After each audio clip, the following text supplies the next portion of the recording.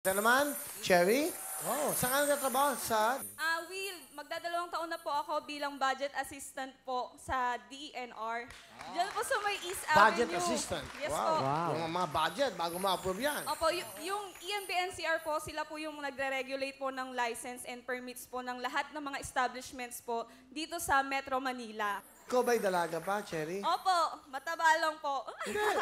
Meron ka bang boyfriend? Wala na, Will! Pinakawalan ko na! Bakit mo pinakawalan? Hinahanap daw niya yung sarili niya, Will eh. Hindi, baka naman maluwang ka rin. Sakto lang. Hindi, tama. Dapat sakto ka lang magtrato ng boyfriend mo. Hindi ka masyado maluwag, hindi ka masikip, hindi ka mahipit. Di ba? Ano ka lang, tama yon. So, bakit kayo naghiwalay? Yung... Ano, Will, kasi gusto? Wala, ah. Ayun. May ganun desisyon, ha? Alam mo talaga, in life, you have to decide. Kasi, banggitin ko lang, bibilib ka eh. Kasi pinili niya maging ministro. So, bawal mag-girlfriend. Pag naging sa ngayon, no? But she found out na nagkaroon din ng girlfriend. So, ano ay ibig sabihin nun? Will, nung last Hindi ka pa year, talaga, yung... last year talaga parang Yung, talagang lugmok, wasak. Ganun. ano? Wasak. Ako sa kana. Ano ba ito mga kausap ko? I mean, yung parang yung buhay mo, parang, ano ba yan? Wala na bang bukas? Ganun. Lumasak yung buhay niya, para bang nagulo siya. Yes, Will. Okay. Pero, huwag kayong malungkot. Yung mga single dyan, bangon kayo, huwag pakalugmok. Laban kayo, tapos magpaganda kayo. Tama yun. Wala pa kayo makikilala, di ba? Ganun yan eh. Pakilala mo sino kasama mo. Pinapakilala ko po sa buong mundo ang pinakamasipag kong tatay, si Tatay Mel! Hello, paring Will. Magandang hapon sa iyo. Maganda mo, tatay. Una sa lahat, gusto ko kayong batiin ng Happy Valentine's.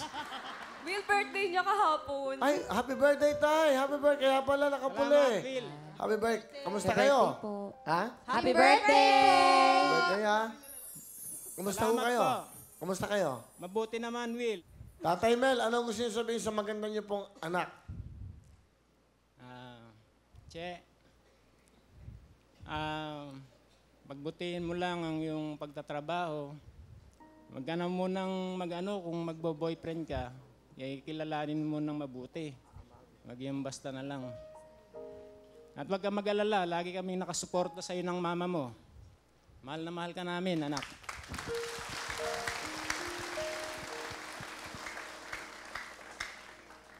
Tay, eto na po yung regalo ko. Happy birthday. Salamat po sa lahat po ng ginawa niyo pong sacrifices sa amin, napagtapos niyo po kami.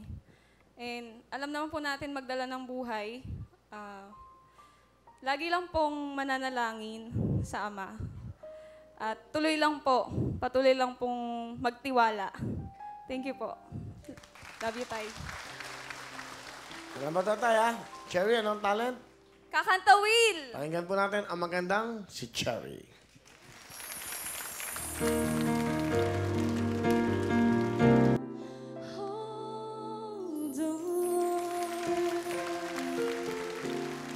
Thank you very much, Cherry.